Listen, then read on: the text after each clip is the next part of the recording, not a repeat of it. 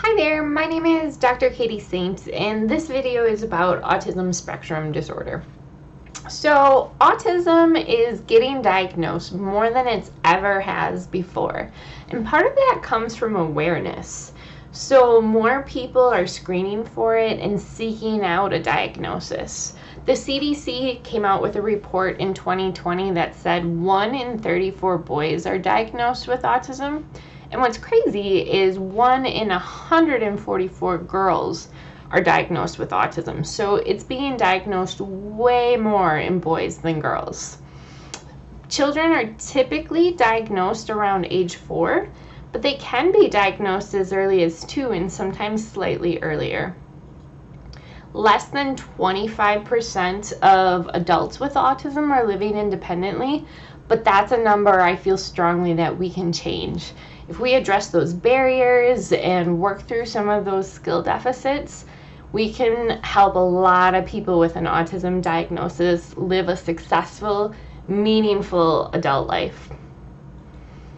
It's very common to have a dual diagnosis if you have an autism diagnosis. So, for example, approximately 60% of people with an autism diagnosis also have allergies and GI issues.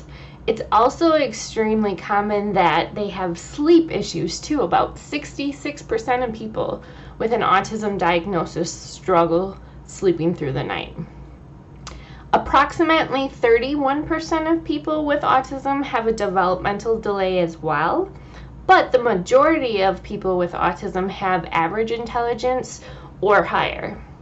Attention deficit disorder, ADHD, is extremely common with people who have an autism diagnosis. It's anywhere from 30 to 60%. One sad stat is that adults with autism have a 40% rate of depression. That's something that I think we can change as well by targeting skills that are going to help them live a really meaningful and satisfying life. So some of the barriers that come along with living a successful adult life is social and communication deficits. So sometimes this causes relationship problems or hurts employment opportunities. Another thing that is a barrier for adult success is the anxiety and the resistance to trying new things. This can be really hard in relationships and in job settings. To be diagnosed with autism, there's several points that you need to have symptoms of. So one of them is a deficit in social emotional reciprocity. So that's that give and take in relationships where you're understanding other people's emotions and responding to them, and you're able to interpret if you need to come on stronger or tone it down. Another deficit that is part of the criteria is struggles with nonverbal communication. So this means you're having a hard time interpreting other people's nonverbals, and you might not be displaying the correct nonverbals for the moment. Number 3 is deficits in developing, maintaining, and understanding relationships. So building those friendships and maintaining them can be really hard if you have an autism diagnosis. But again, all of these things are treatable, and we can develop those skills so they aren't a problem. Number 4 is stereotype or repetitive actions. So it's really common, we refer to it as stimming a lot. Someone with autism might rock back and forth or wiggle a string, or those are common things we see, but it can look really different based on the person. Number 5 is insistent on sameness. So it's really common for people with autism to hate when their routine gets changed. Unexpected changes can be really stressful. Transitions can be hard. Number 6 is fixated interests. So this can cause a problem sometimes, but other times this is the exact reason that people with autism are successful.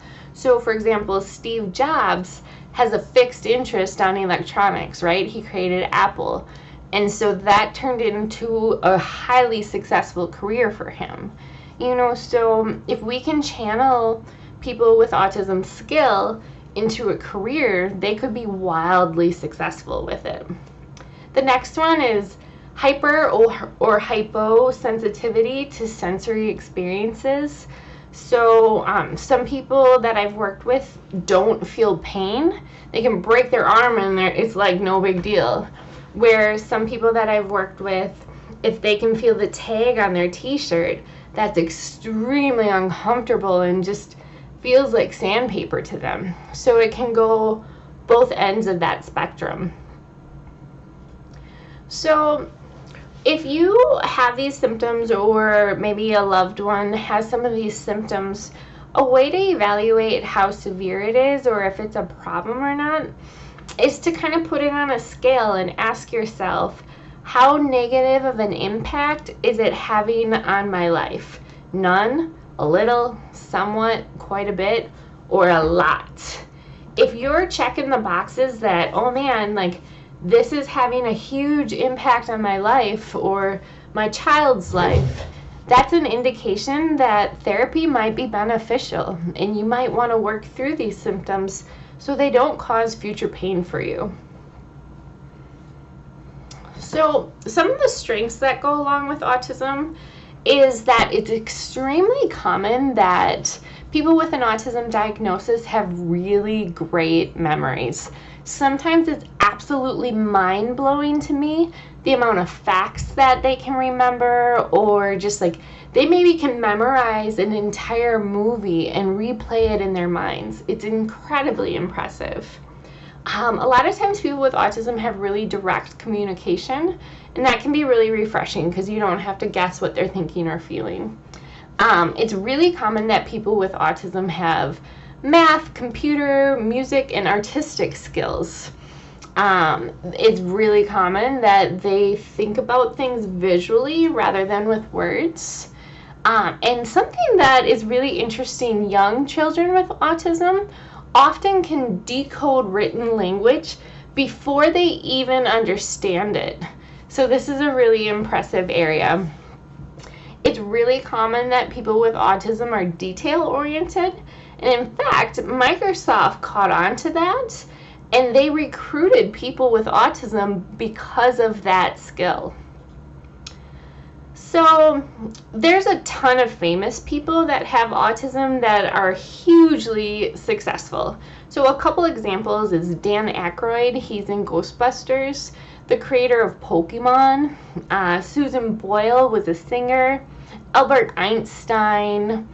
I already mentioned Steve Jobs, but Thomas Jefferson, Bill Gates. The list goes on and on of people that are likely on the spectrum that are doing wildly well with their life, having meaningful relationships, successful careers. So curing autism is not something I ever want to do. I don't think autism should go away.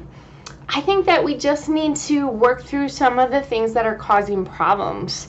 I want to set up everybody that I know with an autism diagnosis for success. I want to draw out their strengths. I want to help them show their personality. And I want to help them develop meaningful relationships so people can enjoy who they are. And I also really want to limit their pain. So that's the goal of treatment for someone on the autism spectrum. Not to cure their autism, but to help them live a fulfilling life. So the purpose of therapy is to target those skills. So we do that through targeting communication skills, social skills, functional daily living skills, problem-solving behaviors, increasing flexibility, and eliminating any sort of problem behavior. So in order to evaluate what areas you should target, it kind of goes back to that assessment I talked about earlier, where you're asking yourself, how big of an impact is it having on my life or my child's life? So you could ask yourself, how would my child have a better future if they improved X skills? if you can identify an area like, oh man, if my child did this, their future would be so much better. Or you could ask that question in reverse. If my child stopped doing this, this would improve their future so much. So those kind of things are so important to ask ourselves when we're looking at treatment, because we want to target the most meaningful things first. We want to target the things that are going to have the biggest impact on you or your child's happiness. So treatment for autism spectrum disorder from ABA is considered the most effective treatment. So ABA focuses on what's important to the clients and their family. That is one of the ethical obligations that our goals that we target are socially significant. The family has to care about them and find them meaningful. We use science to guide our decisions. What's so cool about ABA is it has over 50 years of research that prove if you follow the procedure exactly, you will get guaranteed results. So this gives us a tremendous amount of confidence that we can help and change behavior.